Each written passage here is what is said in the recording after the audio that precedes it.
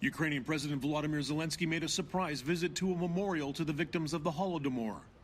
The Soviet Union's forced famine killed an estimated 3.5 to 5 million Ukrainians in the 1930s, and it remains a potent image in today's conflict with Russia.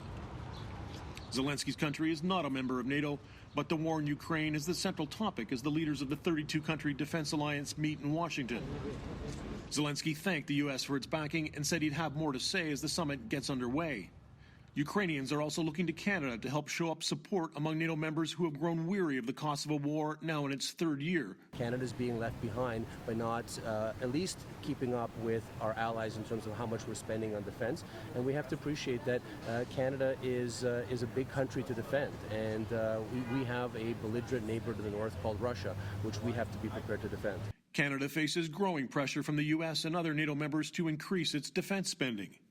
It currently spends about 1.3% of its gross domestic product on the military, well below the 2% target all NATO countries have promised to achieve, and it has no clear path to reach it. Prime Minister Justin Trudeau today highlighted other Canadian contributions, like the NATO office set up in Montreal to study the effects of climate change on global security. We're investing more in our troops, in our capacity, and in our capabilities, all while continuing to provide assistance to our allies resisting Russian aggression. But even among NATO countries, the resolve to continuing to help Ukraine is beginning to fray.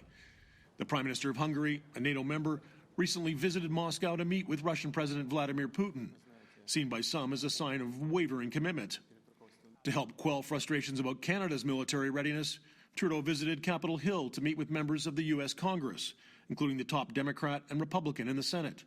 And he also promoted trade relations that were severely strained during Donald Trump's administration, all with an eye to a potential change in U.S. leadership, with polls showing Trump favored to win back the presidency in November.